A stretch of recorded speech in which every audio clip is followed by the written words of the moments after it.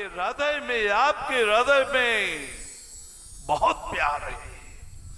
उस प्यार को प्रकट होने दो, उसको छूला मत देना।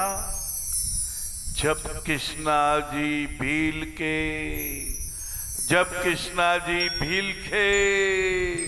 आंखों में अश्रु बूंद थम नहीं रहे थे, मैंने कहा आप रोटी खा लीजिए, आपके एक रोटी से क्या होगा, आपने 2 रोटी रख क्यों दी। उनके आंखों में बहुत रुदन हुआ, वो कांपने लगे, बोले बाबूजी बाबूजी बाबूजी, मेरा बेटा और भाई 3 दिन से भूखे हैं बाबूजी, यदि उनको ये मैंने रोटी नहीं दी तो भूखे मर जाएंगे। बाबूजी देखो दवाई की पर्ची डॉक्टर साहब ने दे दी। मेरी जेब में एक मुड़ा हुआ कागज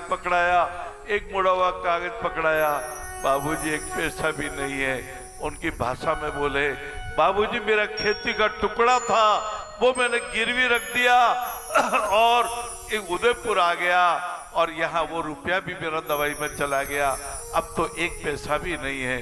बाबूजी सारी रोटी मैंने खा ली, तो इन बच्चों का क्या होगा, मेरे भाई का क्या होगा।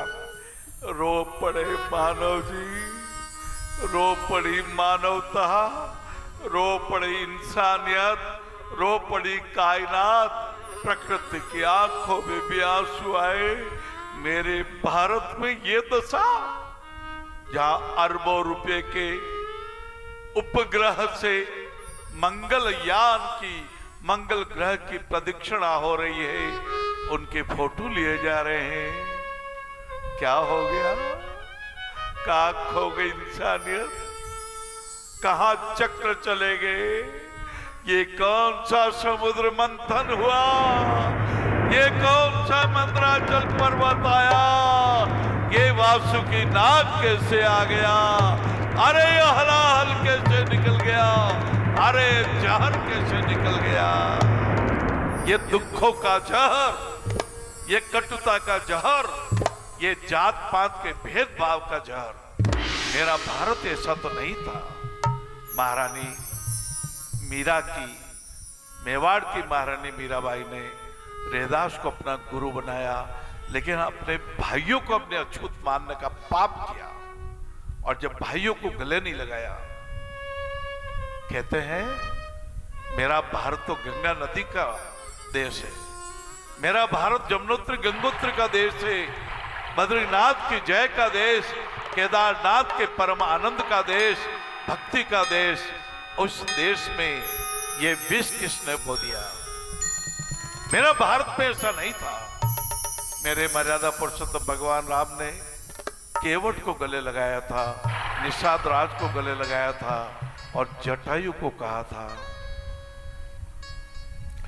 वृद्ध जटायु के सिर पर खल ने उड़ आघात किया, किंतु पक्ष उसका पापी ने काट के तुसा गिरा दिया, काट के तुसा गिरा दिया।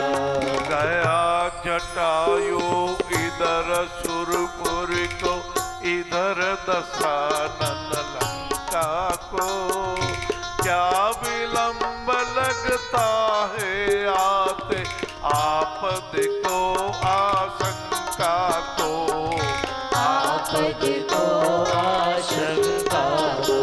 भगवान राम ने जिस पक्षी को सबसे अधम माना जाता था, कहते हैं ये पक्षी तो भाई नीच पक्षी है, उसी जटायु को भगवान ने अपनी गोद में लिया।